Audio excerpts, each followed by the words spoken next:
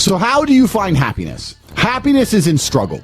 The struggle and the size of the struggle you're facing, along with how important it is and how important you feel it is deep in your heart, is directly correlated to how successful and how happy you're going to feel all of the time. Struggle is extremely important for a man, and you should be looking to inject struggle into your life permanently. For a man, your contentment will come from your purpose, and it will come from your competence, and it will come from succeeding objectives. It will come from completing difficult things that other people cannot complete. It will never come from the easily accessible hedonism, which you have confused for fun. If everybody can do it, you shouldn't want to do it. If everybody can go to that concert, you shouldn't want to go. If everybody can go to that club, you shouldn't want to go. You should only want to do things others can't do. The only fun I have is doing things I know you're not allowed to do. So you need to sit there and go, all right, I'm being asked to do something fun. Who else can do this? And if the answer is everybody, stop. I clear my emails. I've trained hard that day. I've made a couple $1 million. I've checked on all the people I love, all the people I care about. I've donated some money to charity. My children are fed. Their mothers are taken care of. Everything is in order. Everything is in its proper place. That is fun. If you say to me, Andrew, skip a portion of that organization and professionalism so that we can go and do something that everyone else can do, my answer will be no. That does not sound fun to me. And the fact that you think that's fun shows that you have a severe mental deficiency. Stay away from it. You're only going to find actual fun through purpose, and you're only going to find purpose through exceptionalism. So you need to become the best possible version of yourself in all realms. That's extremely important. The reason you are so unhappy is because you are trying to have fun. You're unhappy because you're trying to have fun instead of trying to become important. They are very different things, and you're never going to feel satisfied in your heart unless you become important. Please imagine, and I don't state this with arrogance, please imagine for a second you're the most Googled man on the planet. And you're a kickboxing world champion, and you have hundreds of millions of dollars, and you're built like a tank. Imagine how you feel when you look in the mirror. Nothing can match that, and nothing can beat that. Manifestation is real, but not because your mind manages to magically attract the things you want. I think it just reminds you of what you really want, and it allows you to find energy all the time. If you manifest yourself having a perfect physique, you're going to be a lot more motivated in the gym. It's not the thought that makes the physique, it's the gym that makes the physique. However, the manifestation makes you want to go to the gym. So I do believe that if you understood the power of your thoughts, you'd never think negatively ever again. But I think manifestation works in another way. I also think that once you understand all of the bad things and good things that come into your life are a perfect plan from God himself, you're going to be a lot less affected by the bad things. If something bad happens to you, it's part of God's plan. He knows what he's doing. In the end, you're going to be happy it happened. I often ask people, is there anything bad that's happened to you in the past at the time you were distraught about that you now wish didn't even happen? So if you understand you're always going to get there eventually, why be upset about it now, right? If you know in a year from now you'll be glad it happened, why be upset about it happening now? You have to be cerebral enough about things. As a man, you need to have struggle in your life. And I want you guys to actually sit and think, what struggle are you going through daily? What struggle are you undertaking? What struggle are you trying to overcome? Because you should make a list of them. I can know for myself, every single day I wake up and I train physically. Every single day I have to go through X amount of physical pain when my day begins. That is a struggle that must be completed. Then I must try and keep my massive empire online, see my children, take care of everybody. There's struggle involved. My life is difficult. Difficult lives are fulfilling because we used to have to hunt and fish and go out there and go through difficulty to survive. And when I look at men who are physical specimens, I think everyone naturally does this, but I'm going to openly say it. I respect them differently than I look at men who aren't. I have a different level of respect for them because they show me they have discipline. They show me they have motivation. They show me they're capable of doing difficult and hard things. Those are the kind of people I trust. They're not afraid of struggle. They're problem solvers. People who train are problem solvers, and you need to become one, and you need to become very, very adept at solving problems pretty quickly. Do you not understand how intimidating that is just when they look at a group of people and they all look like superheroes and they can tell they're all disciplined, all hardworking, all dedicated, all physically strong? The struggle is what's beautiful about it. That's the most important thing. That's what you have to understand. First, you want to become as strong as physically possible. So you want to be as strong as physically possible. Next, you want to try and make as much money as possible. Not even necessarily for the money, although money is extremely important because it allows you to take care of yourself. We talked about this before, but there's the challenge involved, and solving that challenge is going to make you feel more satisfied as a human. Happiness comes from success, and making money is success. You should try and make people around you smile and be happy. You should try and encourage positivity around you. You should be the kind of person that no one can really complain about their struggles around because they know that you're the person who's going to be like, why are you complaining when you could just simply fix it? I think if you take these approaches, if you take the approach of manifesting what you want so you're constantly motivated and understanding all the bad things that happen to you are just a lesson and one day you're going to get over it, it's pretty easy to be a happy, contented, balanced person. I don't think there's any serious magic to happiness. I think it's a choice and it's pretty easy to do. I think the unhappiest people in the world don't have any struggle at all. You often find that people who are struggling but know exactly what they're supposed to do, if they're getting up every day and they're grinding and they're working hard and they don't have what they want yet, but they believe they're going to get it and they're trying their very best and they're dedicating themselves, they're very happy. Perhaps the people who are born with a trust fund and unlimited money and have no struggles in their life and they have no objectives to try and conquer are truly the miserable ones. Perhaps we're built for struggle. Perhaps the human mind and soul and spirit is built to struggle. Perhaps we're built to suffer. I know me as a man, I'm happiest when I suffer. Why did the emperors we discussed earlier constantly try and expand their empires? Because they wanted to struggle. Yeah. They wanted difficulty. Would you play a video game if it was easy? If you could never die? I mean, cheats get boring pretty quick. You play it because it's hard. That's the whole point of it. You're supposed to struggle with it. You're supposed to suffer with it. So I think a lot of people confuse these things and they sit and say, this is really making me unhappy. Or, if I woke up and everything was just perfect, that'd be great for a few weeks. But if you just wake up and nothing ever goes wrong, I think that'd be quite depressing in its own way. That's the beauty of life, is the up and the down, because there's no light without dark. This is actually why people are addicted to video games. Young men are addicted to video games because it mimics virtually what they ought to be doing in the real world. Yeah. Effort in to upgrade their character to become a better version of themselves so they can do better things than they could previously do and explore new areas of the map. You understand this in video games and you do it in video games because it's very interesting to do. However, you don't want to do it in the real world. But in the real world, it's so much more rewarding. And I'm actually going to argue that we're living in one of the final periods where that's true. I'd say in a few generations, who you are and who your physical body is may not matter nearly as much. No, but it does matter today. A lot. Exactly. So that's why you should enjoy it while you can. I believe if you lift, stretch, move, improve your body, try and train MMA, learn how to fight, get stronger, get bigger muscles, it's a fast track to self-discipline, which will carry over into all other endeavors. And I would argue that is nearly impossible.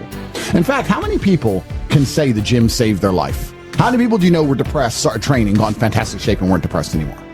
It is very easy. The low-hanging fruit is your body and upgrading your body. That is the easiest struggle, which is never going to backfire on you and never going to be a negative towards any other facet of your life.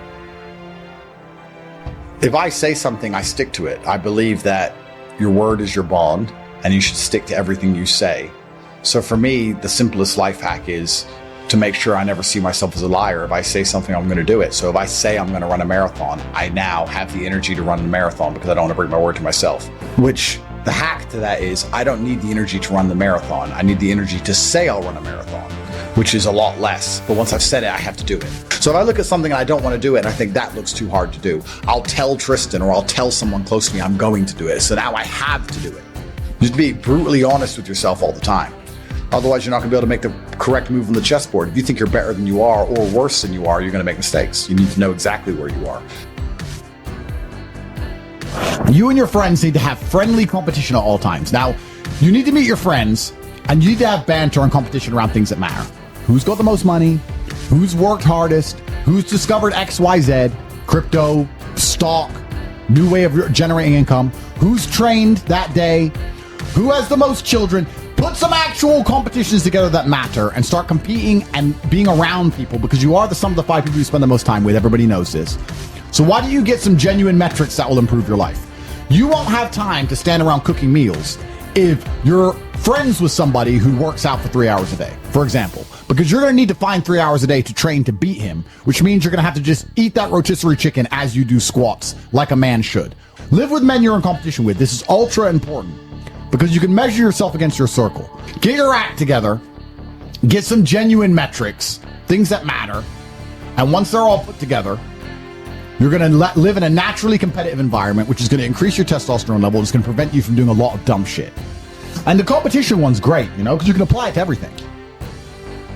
I think that getting rich when you're young as a man is probably one of the worst things that can happen. You don't want to get rich to your late 20s.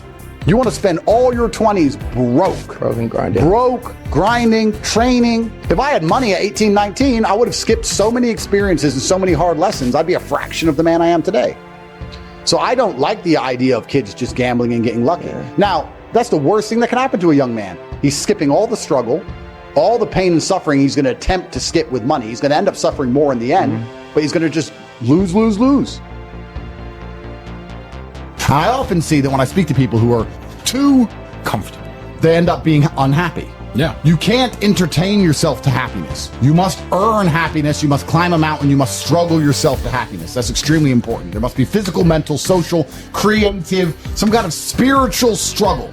And those things being satisfied is what's going to satisfy you. It's like Bitcoin. Bitcoin's a mathematical equation. You solve the equation, you get a Bitcoin. Life is very much the same. There's struggles, there's difficulties which you have undertaken, which you have adopted to try and complete. And when you finish those things, then you get satisfaction as a reward. That's the Bitcoin.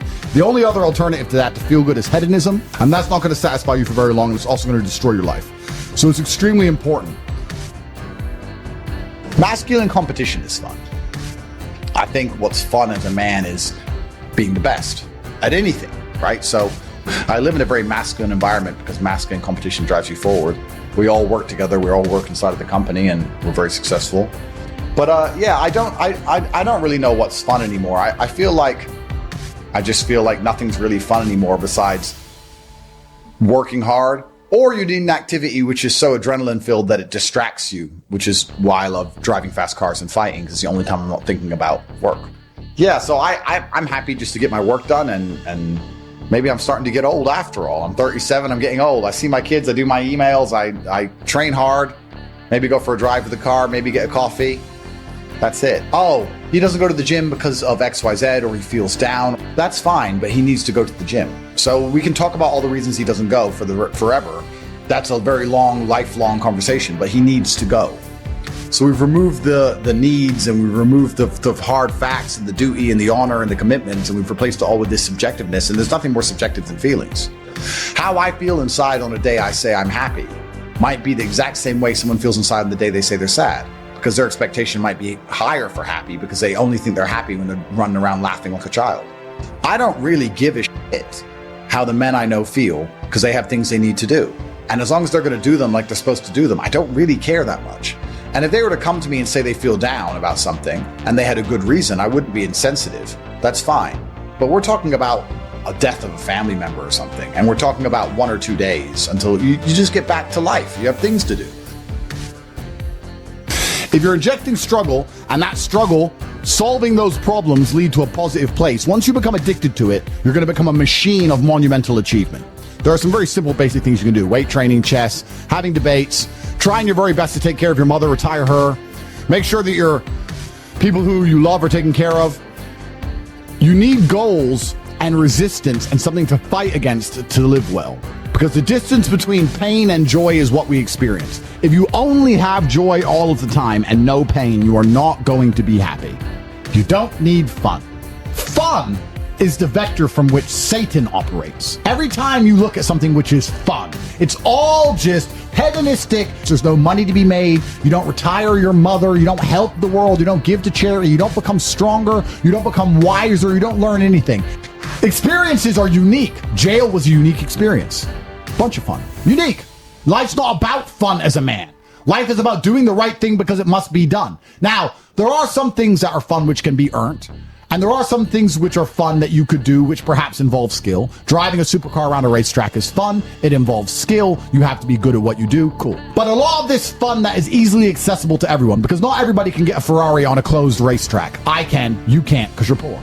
You do not need fun until you've already reached the highest possible echelon. So this whole idea that you need fun in your life, you don't. What you need is purpose. You need discipline. You need hard work. You need things to do which are going to benefit you and the others around you. You need duty. You need obligations. And you need performance metrics. You need people around you who are going to hold you accountable. You're nobodies. You're not important. Nobody knows who you are. You're not physically strong. You're not financially wealthy. You have bigger concerns. Your obsession with fun is holding you back. These things you think are fun aren't fun.